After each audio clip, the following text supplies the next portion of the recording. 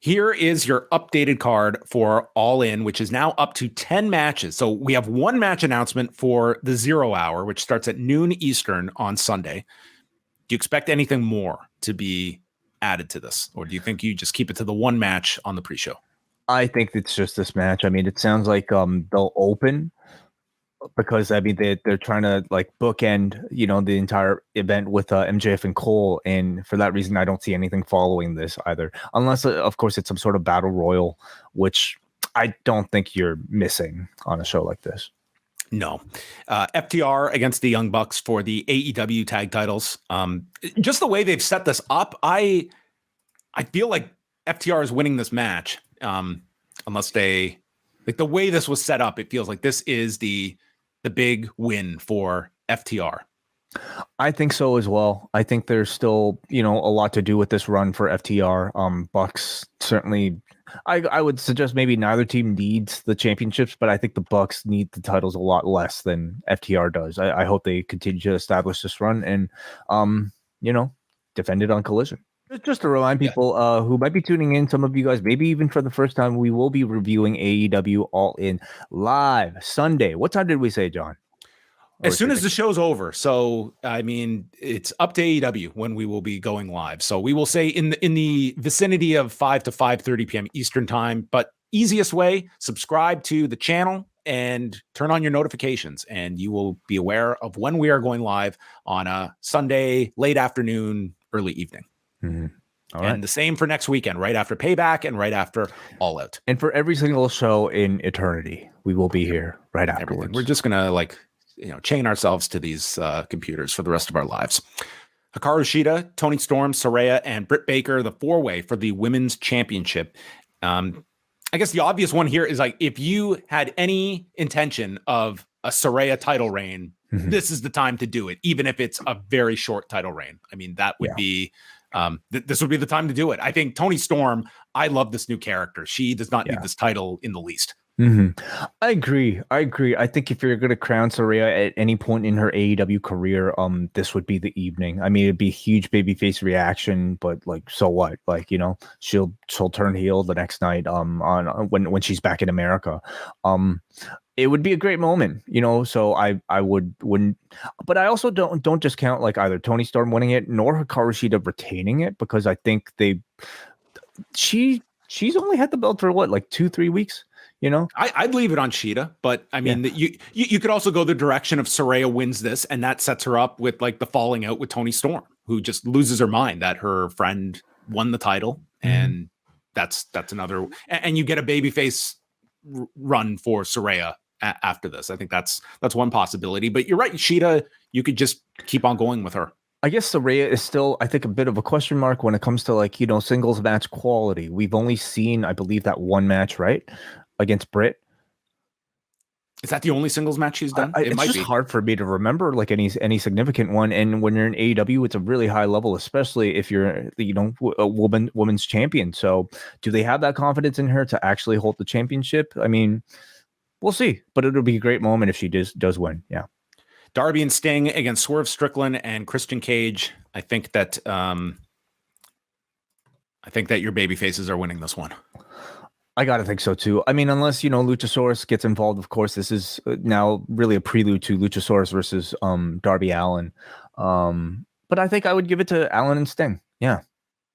I mean, they're really, Tony Khan's kind of pushing now the fact that Sting is like undefeated in this AEW run, that I see them, that's there for a reason. And like ultimately, I think like this Sting run, at some point you should do him going for the title for one big match. And that's where you cash in like an undefeated streak or something like that when you have the right champion to go for.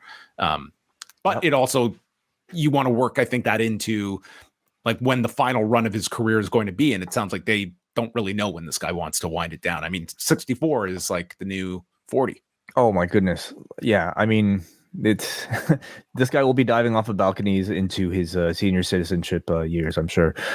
Thank you, chat room. They're reminding us that Saraya beat Sky Blue to qualify for the four-way, so that was another singles match. But pretty, I'm looking for like, when I say singles match of like on a pay-per-view level, like extended love. Yeah. The Golden Elite, Kota Ibushi, Kenny Omega, and Hangman Page against Konosuke Takeshita, Juice Robinson, and Jay White.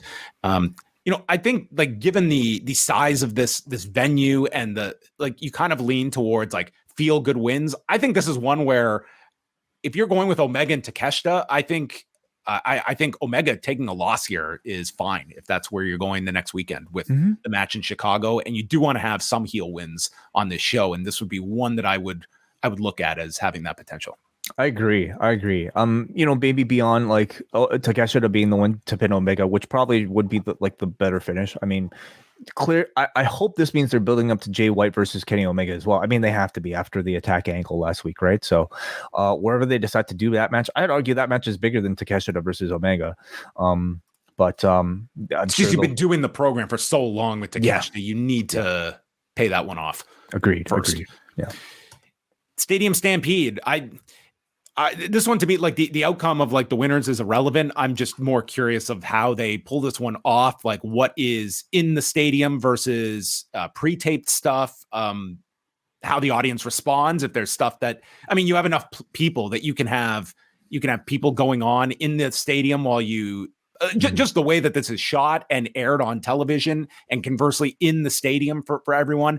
That's where my interest is more so in this one rather than the booking of this one, because certainly there are a lot of different outcomes that you can go with here. And this is probably one of those matches that I'm sure Pac was going to be heavily featured into this program with the walkout at Blood and Guts and just all the changes this one has undergone.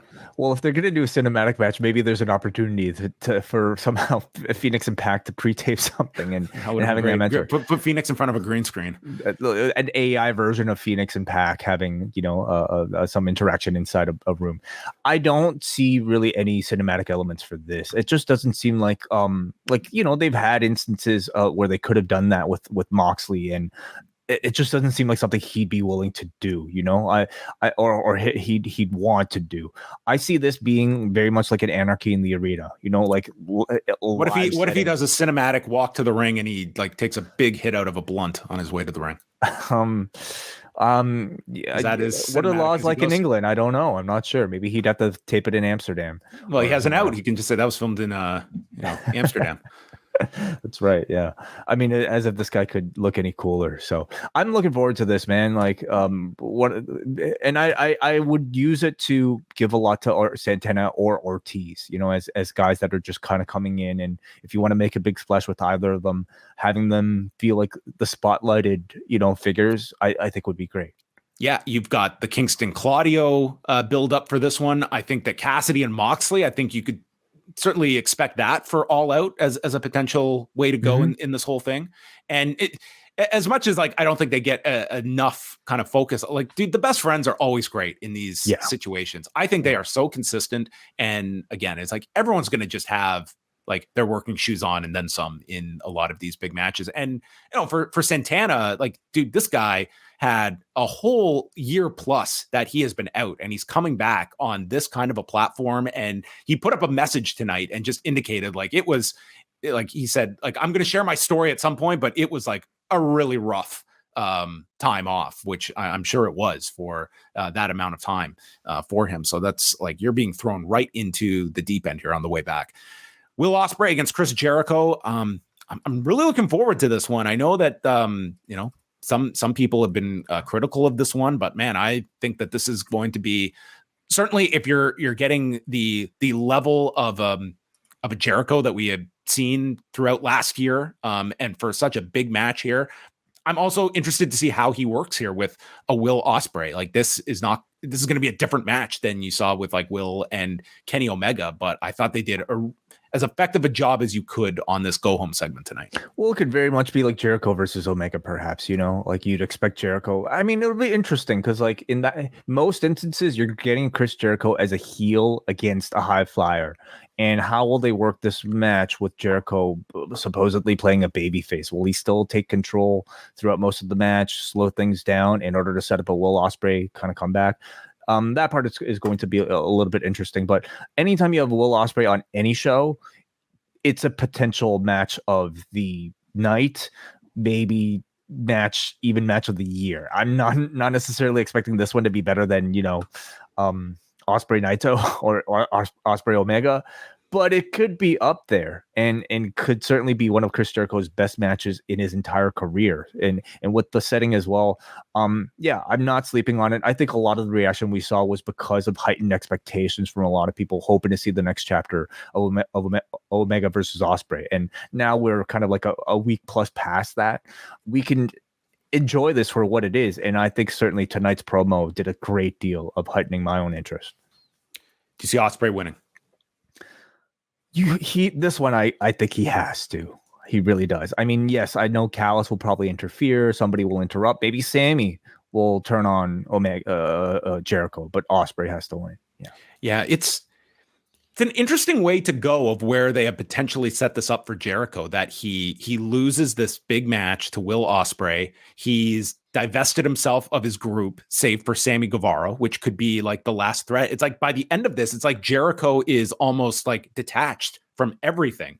Mm-hmm. And like there's like what he's ended the friendship with Don Callis. He's completely divested of everything at that point. Like it almost feels like the end of a Jericho, or at least like the end of this version of Jericho. Perhaps he disappears for a bit, or I don't know, but I could certainly see, like, I think Osprey should win this one. And it's a high bar. There's a lot of matches here that have high bars. CM Punk and Samoa Joe. Where do you think this one goes on the card? Early, middle, late in the show? I'm going to say middle, late. You know, like maybe not necessarily even second last, but towards the latter portion of the show. Honestly, I think like this is essentially Collision's main event, I would say, unless like if there's even such a thing, but like it's the biggest program that they're trying to build on Collision so far. And for that reason, I see it getting like pretty late billing. They need a big segment on this Collision. Like this is one where again, it's a broken record. If they had not done the previous match on TV, I think this one is a lot more anticipated than it is. I think this is one that could certainly deliver. I don't think people are not looking forward to this, but I think it's one that it's really going to have to work for its placement, because I could see this one going out and getting like 20, 22 minutes. And I don't know how this audience will respond to a long match between these two. If this is like late in the show on a 4+ hour main card. I mean, it's CM Punk, you know, and it's Samoa Joe, and like I see it.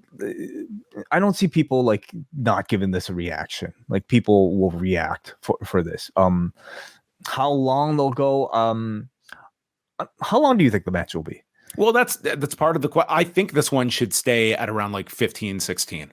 Mm-hmm. I don't think they should be going like 25 minutes. How long was their last one? Do you remember the one on TV? I don't recall off the top of my head. I think it certainly has to best that one. Like it has to, you know, like at this point, I don't think any of us are looking for them to maybe have a matchup like a 60-minute, you know, draw, like, you know, like in their ROH. Which if this was their first AEW match, people would have that expectation that they're going to tease like the hour, which I think based on the fact that the TV match was so much shorter, you're not going into that with that expectation. No, but I mean, I'm expecting to be better than what they showed us. This is one where, I mean, much like my feeling about you know, FTR versus the Bucks, I feel that this even more so with this match, where I think there's so much story to tell between the legacy of their rivalry that they really haven't touched on yet. We saw a brief video sort of segment before their last match on TV, but God, there's so much more, and I almost wonder if like the road to you know, might be really worth watching when it comes to this particular match. They went 15.5 on their TV match, so that's the comparison.